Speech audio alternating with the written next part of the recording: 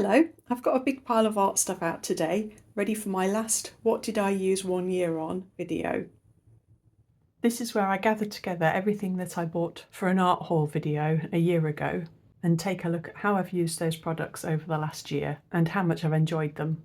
In this video I'm actually combining two art hauls together, so there's quite a bit of stuff. So there are all sorts of things I'm going to be looking at today. Quite a few watercolour products, some gouache, acrylic inks and various papers and equipment. First of all though, I'll just take a quick look at the books which were part of those two art hauls. So this is a wonderful book, the Illustrators Sketchbooks by Martin Salisbury, and I don't know if you can see, it's a really fat book and it's just full of pages and pages of different artists' sketchbooks.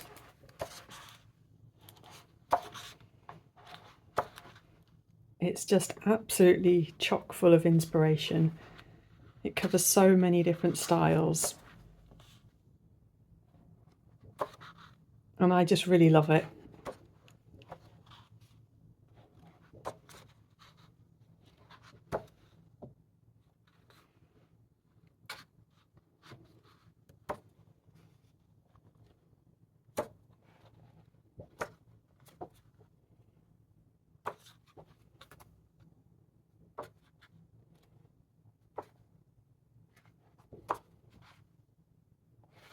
I like the format as well. You get a few pages from each artist and a bit of background information and quotes from them. So yeah, really love this book. I'd also picked this book up, Plants for Free. And I'd been interested in getting into gouache more at the time that I bought this. And I really liked the illustrations. I thought they lent themselves really well to nice simple gouache pictures.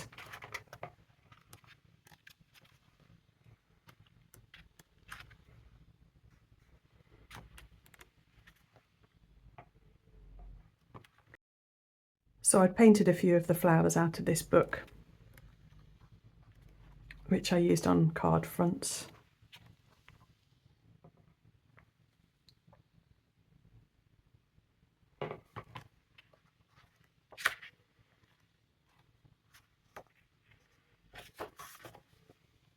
That's one of the ones I painted.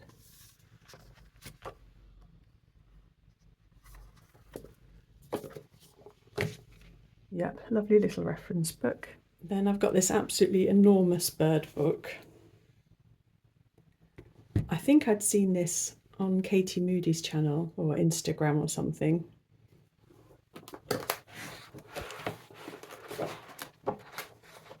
And I liked how all the birds in it are painted. So you can see how the artist approached the subject of birds.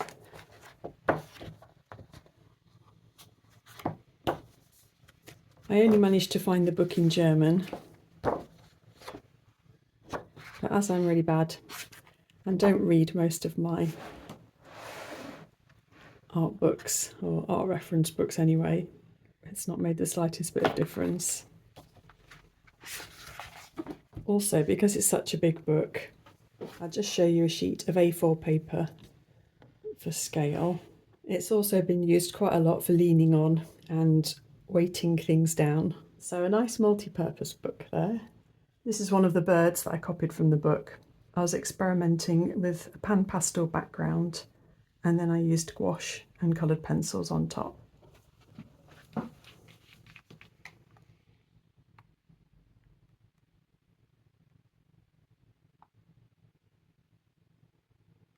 And I'd also bought this little book, Still Like an Artist by Austin Kleon.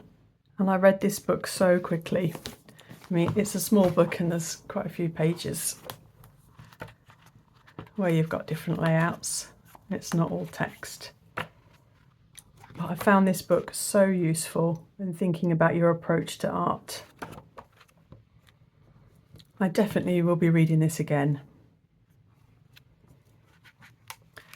The only problem I had with it is that some of the pages are, well, these ones are coming out. The binding's not brilliant, which is such a shame because everything else about this book's great.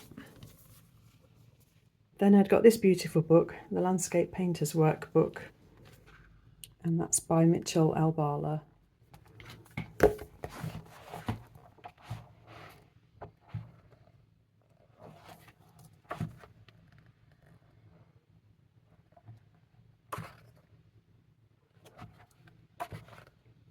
This is one that I have actually read a bit of because it covers the things I'm most interested in, which is landscapes and how to simplify what you're looking at.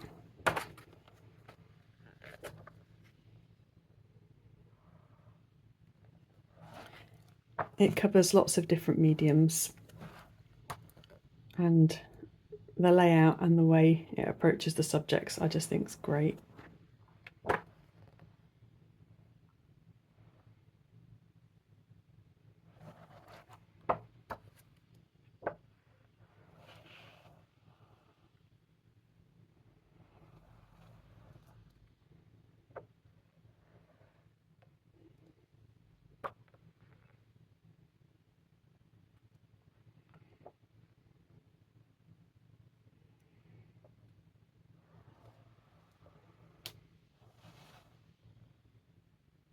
So I do absolutely thoroughly recommend this one. Then I'd also bought this scene from Melanie Chadwick, and I really enjoy her work. It's pages from her sketchbook, and it's Cornish scenes.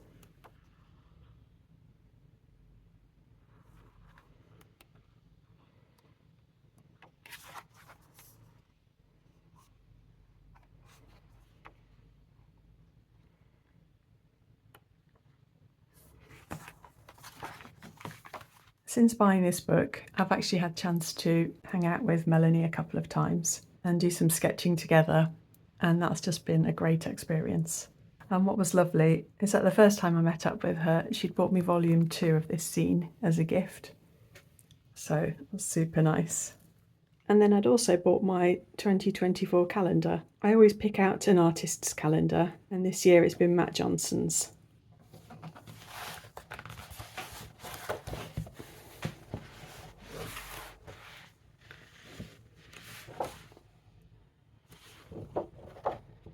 So I've really enjoyed his Cornish landscapes in his really lovely, unique style. But talking of which, I quickly need to pick out a calendar for next year now. And then I'd also bought another Talon's Art Creation sketchbook. I'd had this pink one for a while, and as it got more and more filled, I felt a bit, I don't know, I felt like I was getting a bit precious about it. And so I'd seen this yellow one on offer, and I'd picked it up to be my, I think I'd called it my ugly art sketchbook. It was supposed to be my absolute no pressure, scribble what I like in it and it can look as bad as it wants to kind of book. But I found that my mentality towards it ended up being just the same as to my other sketchbook.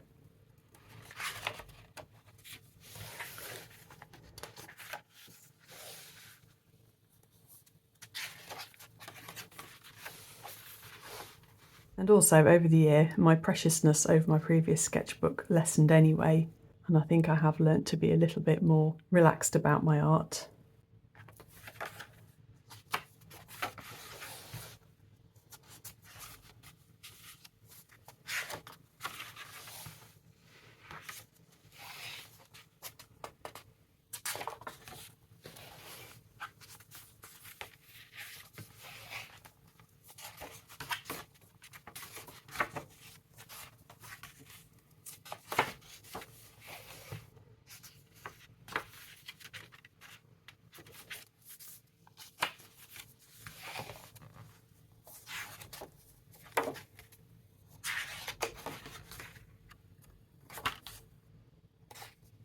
I don't even remember half of these actually.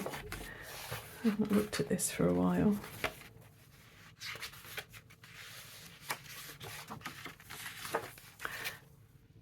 So yeah, after March, I didn't use this sketchbook again because I decided just to carry on in my pink one. And then once that's finished, I'll carry on with this one again. I've nearly finished my pink one actually. I've only got, I don't know, a couple more pages at the back, and then I'll pick up with the yellow one. Also, as part of the art haul, I bought some more Canson XL watercolour paper pads. I get through so many of these just because I really enjoy them for playing around with. I do a lot of swatching on them.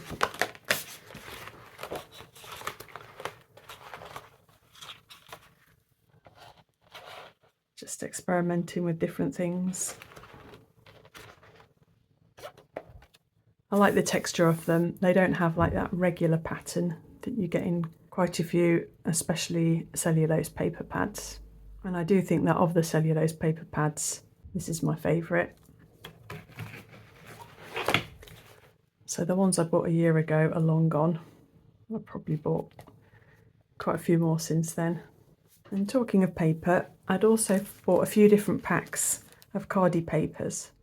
I'd bought the A5 size to do some lino printing with, and I have done a fair bit of lino printing over the past year, but it's tended to all be for cards, and so I haven't started with this set yet.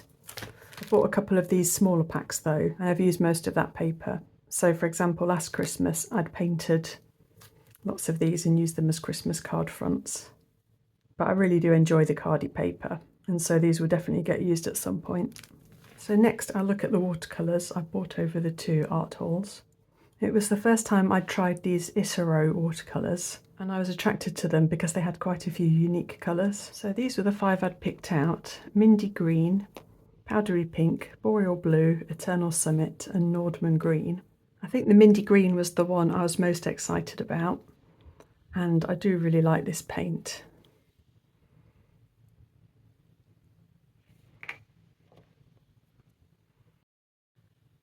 It's a PY 110 and PG7 mix, and it's also got a touch of pearlescence in it. I'm not particularly into sparkly paints, and actually the pearlescence is hardly noticeable, so that doesn't really bother me very much.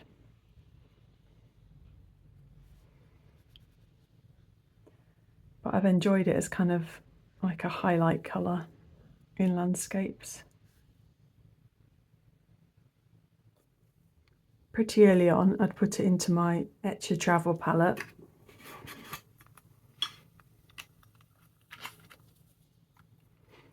I've refilled these not long ago, and I really enjoyed that, and this has also got the Boreal Blue in it, which I'll show you in a minute. Now the Powdery Pink I haven't used very much at all really. And it's absolutely gorgeous, but it's not one that I've used because I've painted mainly landscapes over the last year. I haven't found ways to include it. And the Boreal Blue is a nice one.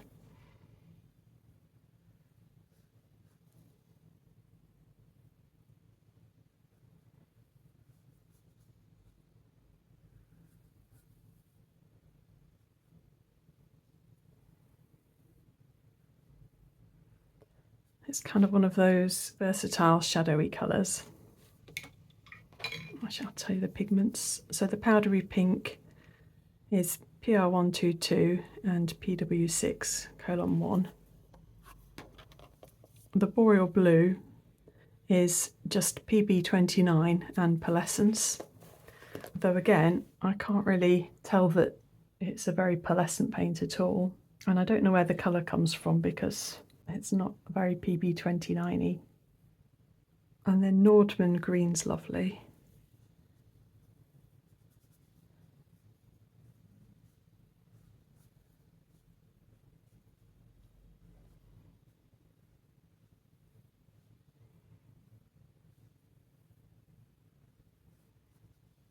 I haven't got anything else quite like it. It's PG7 and PV16, so you get this lovely kind of purpley undertone. Oh, and I missed out Eternal Summit.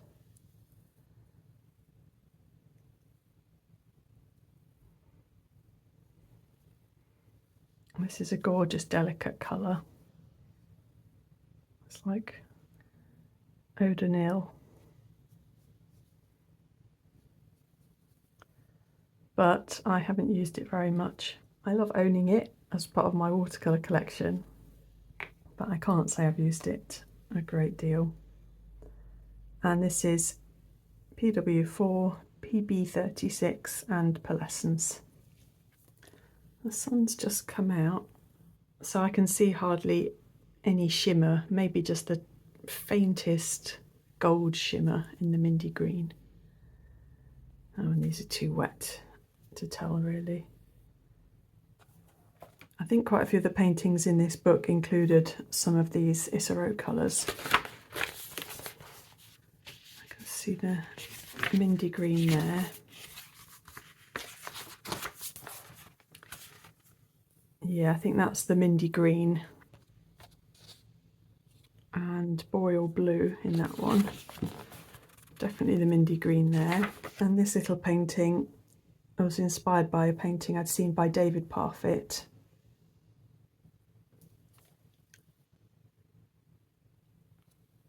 So I'd used the Mindy Green here and the Nordman Green for the bluer green. And you can see the granulation coming out more now in the Boreal Blue and Nordman Green.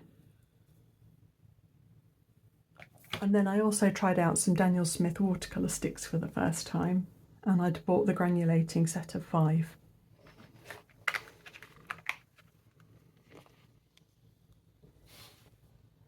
So I've chopped off bits of these to put in palettes, and I also shared some with my sister. The way I've used these is to chop a bit off, pop it in a half pan, and then just put water in it. It was definitely a cheaper way to get a good quantity of watercolour. This is the Paimentite.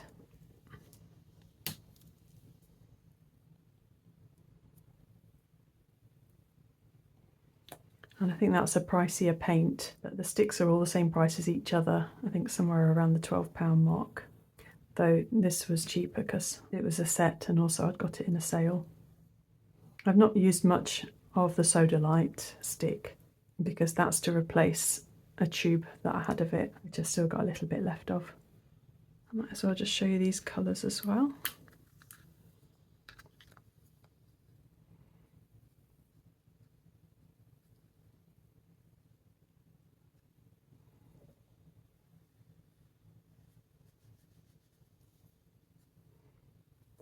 I haven't found these sticks very nice to draw with though. It's not like they're oil pastels or oil sticks.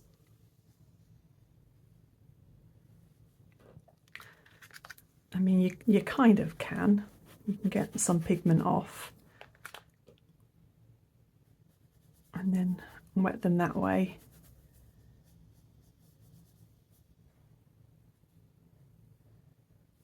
But you get some of the staining left behind underneath.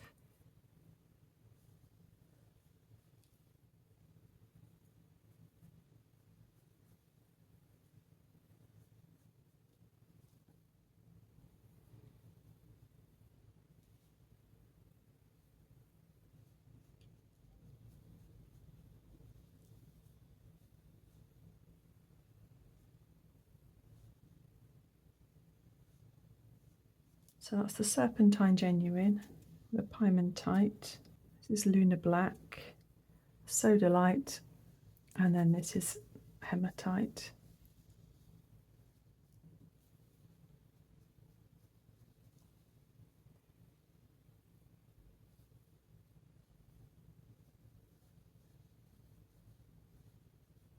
So I do think the watercolour sticks are quite a good way to try out watercolours. I think I'd definitely buy them rather than buying a half pan if you can afford that initial extra bit of cost, because they're much better value than the half pans. And then 2 more individual watercolours which I'd bought. One was a Gallo's Verdaccio, and this is a unique colour on my palette.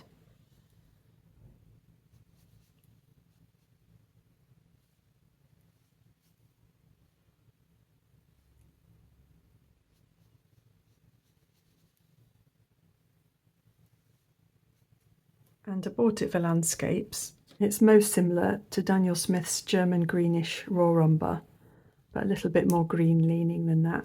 I haven't used it a huge amount, but I do quite like it. I used it for these cliffs, for example. It's just a very gentle, natural colour. And then finally for the watercolours, I bought Maimeri Blue's Payne's Grey. In a previous art haul, I bought a small Maimeri Blue dot card, and this was one of the paints on it. And I was really taken with how blue this Payne's Grey is.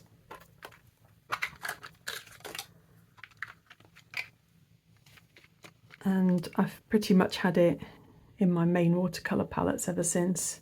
It's very rich and pigmented, and you don't need to use an awful lot of it.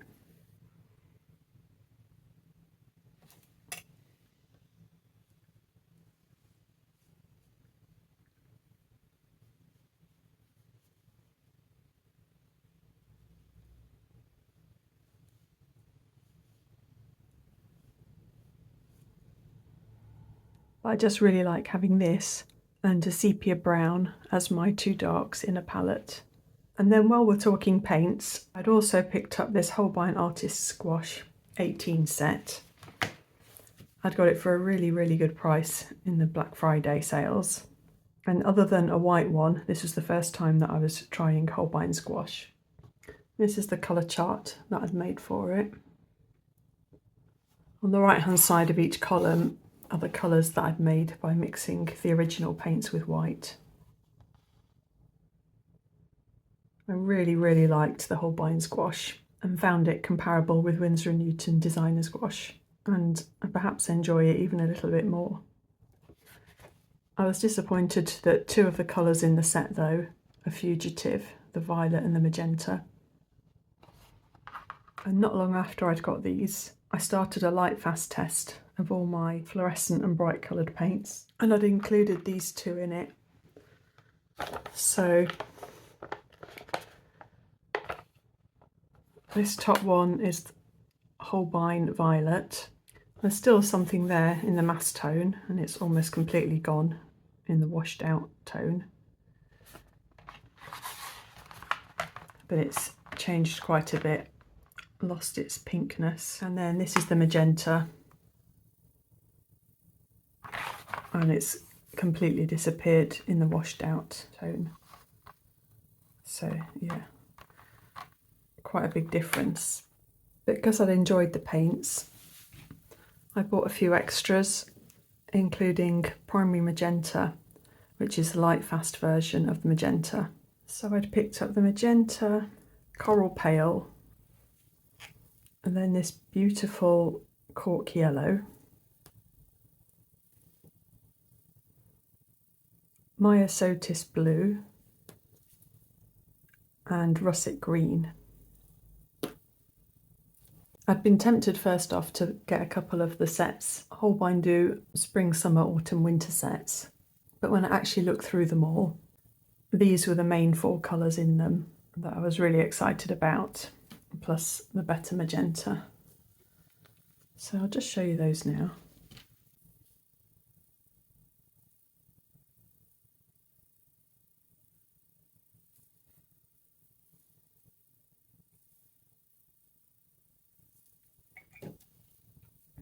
I've not actually used these very much though.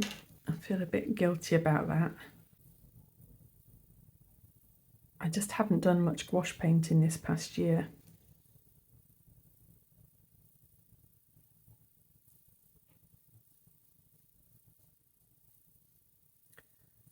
I was sent some Hemi gouache to try out, and I do like having the cheap and cheerful, ready to go gouache, but they don't compare with the quality of these at all, especially for detailed work.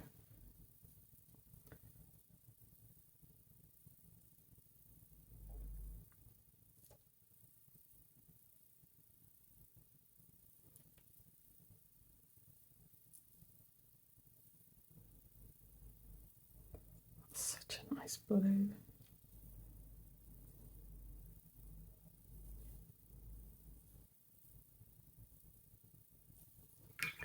I don't know if it's just ultramarine and white,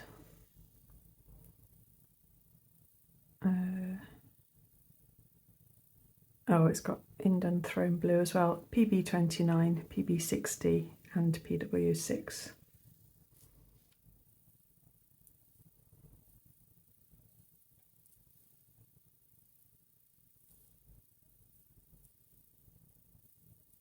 And then this wonderful dark olivey green. I'll just show you this painting that I did with them though. So I've got the blue, I think a tiny bit of pink in the sky, the cork yellow and the russet definitely in the greens. No permanent magenta in that one. So I definitely do want to do more gouache painting. Whenever I do it, I really enjoy it. But I also love my watercolours and mixed media as well. Then a couple of storagey things. I've got this lovely big tub from the Really Useful Box Company. And I've got this to store my Lefranc Bourgeois flash paints in. And it's been perfect. They are beautiful, robust tubs with good handles and lids. And then some other storage I'd got was this Jackson's soft pastel case. And I'd actually got it to fit my Sennelier oil pastels in. And this is the chart that I made to tally up with the positions of each pastel. The way I work with most art materials is to have a swatch sheet to hand so that I can go to the exact colour I want as fast as possible. And I'd bought quite a few of these Senneliers open stock, and so having them all together in one container was driving me a bit nuts because, especially with the Senneliers, quite a few of them don't look like the colour they swatch out to. So I needed a way of keeping them in a set location that I could go to the exact one. And this has worked out pretty well. It's bigger than I'd like for my other Sennelier oil pastel storage. I've condensed the foam from 2 sets into one box. And just done little sheets that tally up with those positions. But I couldn't get hold of any of these empty because these would have been ideal. So this was the next best thing I could think of anyway. And yeah, that's been fine. And then also as part of one of the art hauls, I'd bought another storage container tray for Pan Pastels. These plastic trays are so expensive, but it is, I think, the best way of storing the Pan Pastels. I'd had one tray already, and then I bought a few extra individual Pan Pastels, but those were stored as a stack, and I must have knocked them off, I don't know how many times, quite a few times, which is why the ones in here have all been broken. I've repaired them with isopropyl alcohol and kind of squashed them down again, but the surface of a couple of them have cracked from that process. But now that they're stored in here, they're a lot more secure. And then the very last thing that I bought were some Daler Rowney FW products. And I bought a range of these acrylic inks. And I'd also bought 2 of the Daler Rowney empty paint marker containers so that I could mix a couple of my own paints. And I really do like these inks. I don't use them loads, but I'm really glad I've got them, and I really enjoy them when I do use them. I just bought 3 first of all. I think I'd got the olive green, maybe the turquoise and burnt umber, and I'd enjoyed them so much I'd gone back and bought quite a few more colours. And then since then I've also bought a couple more, so I bought the fluorescent pink and the scarlet. So these were a few of the super quick trying out the inks when I'd first got them. This was the initial 3 colours that I bought.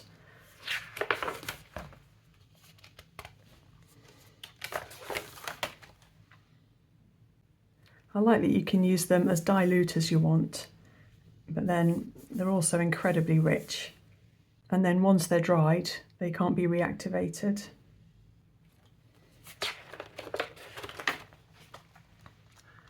So I've used them a few times for underpaintings. So the background of all of this piece is acrylic inks, and then it's got various mixed media on top.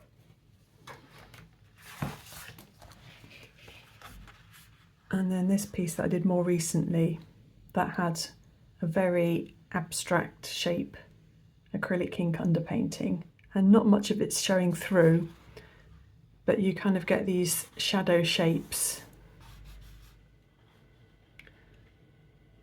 And it just gave a nice structure to it. And I just really liked having that as the underpinning of the painting. Then I'd also bought the 2 empty containers. I really like the wide markers. Just for doing kind of big marks as part of mixed media pieces. I found that I really liked the Posca pens. I like the ink of these and I really enjoyed using them, but they didn't have the great colour range. And so then I'd bought a few of these Liquitex pens, and the Liquitex markers, I absolutely love the colour range you can get from those.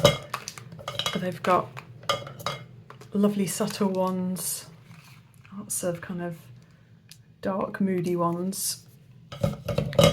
And they're just great. And also with the Liquitex ones you get a light fast rating, which is also good. But I've quite struggled with these markers in a way. They leak, they seem to leak quite a bit, and the ink itself is more transparent and also shiny than other brands of acrylic markers. So the Posca, the Molotow, and even the new Arctic's acrylic markers, I prefer the ink in those way more than I prefer this Liquitex ink. So it's such a shame because, yeah, as I say, they're lovely colours. But even with a nice colour range, there are still colours that I end up missing.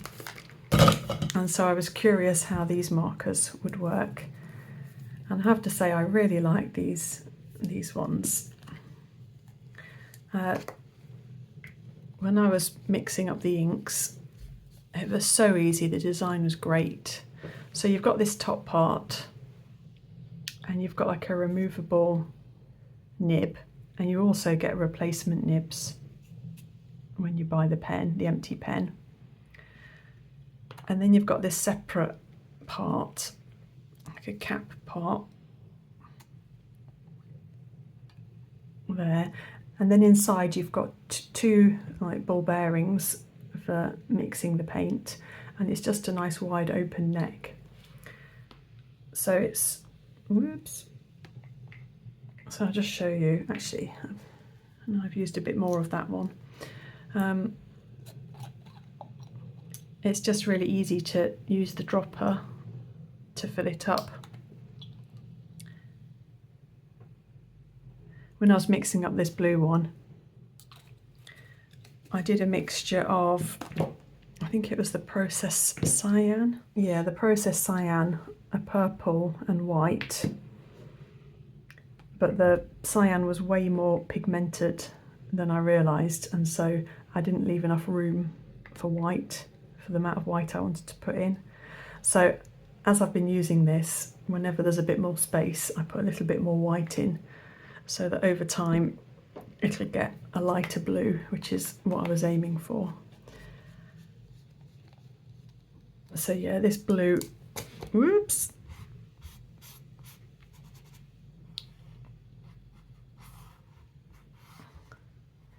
is a little bit darker than I would like still. But yeah, the ink doesn't normally come splodging out like that. That's just because I've put the extra in.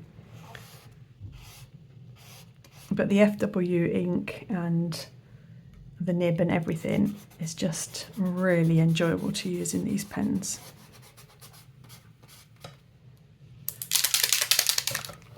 And then I really like this green from Liquitex. This is Hooker's Green Hue Permanent. But then I also wanted kind of a lighter version of it for highlights and things in the landscape. So I mixed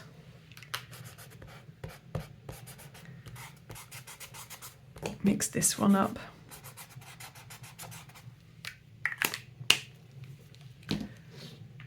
And this was a mixture of the olive green and yellow ochre, and then I put a little bit of white in it.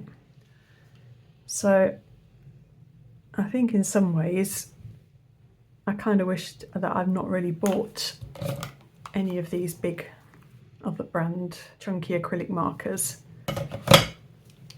I think I'd have just liked to make my own colour range right from the beginning using the inks, because it was such a fun process mixing up my own colour. And obviously the opacity of the paints depends on the inks that you use to make it up. Some are more opaque than others.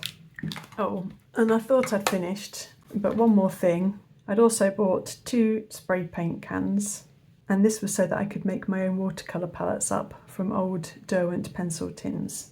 So I did do that. I've put magnet on the bottom of all of my half and full pans and put all of my watercolours in together. If you've seen any of my previous videos, you'll probably have seen these tins before. So I used the turquoise spray paint on the lids, and they're looking pretty bad at the moment. I mean, some of it's staining from other mediums, and there is some little bits of chipping and stuff, but I have been really rough with them, and I just stack them up and chuck them in my cupboard and all sorts. I like the fact that they're all the same colour, and at some point, and then I can touch them up a bit. I've probably got about a third left in there. I'd bought the white so that I could paint the bottom half of the tins, but I never ended up doing that, so that's nearly full, and I just have ended up using it a little bit on some other non-art related things. And then I've got a smaller one as well. I don't know if that's oil pastel or something on there. So yeah, I hope you've enjoyed seeing all of these products now that I've had them for a year. I can't think of anything in that lot which I didn't like. I mean, I tend to choose my products quite carefully, so I don't often not like products. A few products have become real favourites, like my Maimeri Blue Payne's Grey and my Mindy Green spring to mind, plus a couple of the books. I was really happy to have discovered Holbein Gouache and the FW inks, even though I'm not using them all the time. Yeah, so I hope that was enjoyable. Thanks ever so much for watching. Bye!